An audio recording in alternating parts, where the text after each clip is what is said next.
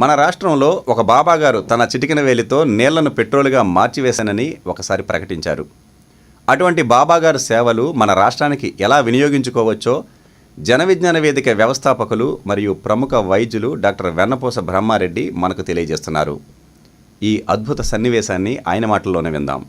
ఇది కూడా చాలా గొప్ప విషయం అండి. రామరిపల్లి అని ఒక అతను తమిళనాడులో నేను కొన్ని మూలికలు కనిపెట్టిన అడవుల్లోంచి తెచ్చా. వీటన్నిటిని ఒక తపేలాలో వేసి దాంట్లో నీళ్లు పోసి ఒక లీటర్ నీళ్లు పోసి ఒక గ్లాసు రాడుతో తిప్పితే ఇది పెట్రోల్గా మారుతుందని చెప్పాడు ఆయన. మనకేంది అభ్యంతరం దాంట్లో? మన ఆంధ్రదేశంలో కూడా ఒక బాబా గారు నీళ్ళు నీళ్ళు పెడితే పెట్రోల్గా మారుద్దని చెప్పాడు. ఏం మనకు అభ్యంతరం ఉండకూడదు. ఇట్టాడు వాటిల్లో మనం ఎంకరేజ్ చేయాలని అసలు న్యాయంగా అయితే ఎంకరేజ్ చేసి మేమైతే ఉత్తరం రాసినాం. బాబా గారు చాలా గొప్పవారు, మీరు ఆంధ్రదేశంలో చాలా గొప్ప విషయం మీరు ప్రకటించినారు. తమరు వచ్చి నీళ్ళని పెట్రోల్గా మారిస్తే అసలే పెట్రోల్ బిల్లు కట్టలేక 3 లక్షల కోట్లు కడుతున్నాం, ఏడాది కట్టలేక వస్తా ఉన్నాం. ఆ రకంగా డబ్బులు మన దేశానికి మిగిలితే ప్రపంచంలో నెంబర్ 1గా అరబ్ దేశాలుగా అయ్యే అవకాశం మనకు ఉంది కదా అని చెప్పి ఉత్తరం రాశాం. అక్కడి నుంచి చాలా మంచి జవాబు వచ్చింది ఆయన సెక్రటరీ గారి నుంచి. మా బాబా గారు సామాన్యమైన వ్యక్తి కాదు, 7 సముద్రాలని పెట్రోల్ కింద మార్చగలరని రాశారు. 7 సముద్రాలు అంటే ఏంటని అడిగాం. పాల సముద్రం, మేకడ సముద్రం, పెరుగు సముద్రం, ఉప్పు సముద్రం లిస్టు చదివాడు ఆయన. మాకు ఇంక పెట్రోల్ వద్దు నాయనా, పాల సముద్రం ఎక్కడ ఉంటుందో చెప్పు. ఆ విష్ణుమూర్తి గారు పడుకునే సముద్రమే కదా మీరు చెప్తా ఉన్నారు, అది ఆ సముద్రం కొంచెం చెప్పు. ఆయనతో కూడా మాట్లాడే పని ఉంది మాకు.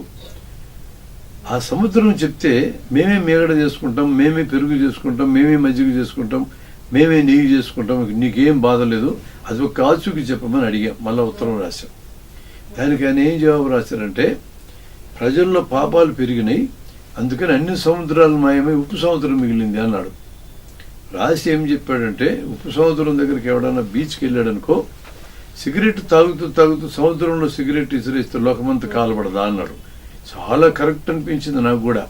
నేను అప్పటిదాకా శ్రీశైలం డ్యామ్లో ఏలు పెట్టిద్దాం అనుకున్నా. ఇప్పుడు శ్రీశైలం అడవుల్లోకి పోయినోడు ఎవడన్నా శ్రీశైలానికి వెళ్ళి మల్లికార్జున స్వామి దర్శనం చేసుకుని పాతాళ గంగలోకి వెళ్ళి అక్కడ పోయి స్నానం చేద్దాం అనుకుని సిగరెట్ తాగి ఇసిరిస్తే నల్లమల అడవి అంతా కాలబడుతుంది కదా. ఇప్పుడు ఏం కాలబడకుండానే నల్లమల అడవులు చెట్లు లేకుండా నరకపోయే బ్యాచ్ తయారైంది. మొత్తం కాలబడితే బతికే ఉంది. రాయలసీమ జిల్లాకి నీళ్ళే లేక వస్తున్నారు, ఇక వర్షమే పడదు అక్కడ. అందుకని అట్లా చేయొద్దు నాయన. మా ఊళ్ళో బావులు ఉన్నాయి, అన్నిటికీ మూతలు పెట్టున్నాం. ఈ మూతలు పెట్టిన బావులు కూర్చున్న వీలు పెట్టుకో, అది పెట్రోల్గా మారితే మేము తోడేసుకొని అమ్ముకుంటా ఉంటాం, గవర్నమెంట్కి ఇస్తాంలే కావాలంటే చెప్పాం. 20 సంవత్సరాలు అయింది ఉత్తరం రాసి, ఇంతవరకు జవాబు అయితే రాలా. ఏముందండి మీకు అభ్యంతరం? ఎవరన్నా అట్లా మారిస్తే మార్చని మందాం, మనమంతా దాన్ని మనం ఉపయోగించుకుందాం. వాళ్ళు శూన్యంలోంచి అనేక వస్తువులు తయారు చేస్తూ ఉన్నారు, అట్లా పెట్రోల్ కూడా తయారు చేస్తారు. మనం అభినందించాలి వాళ్ళని, తప్పట్టకూడదని మా అభిప్రాయం.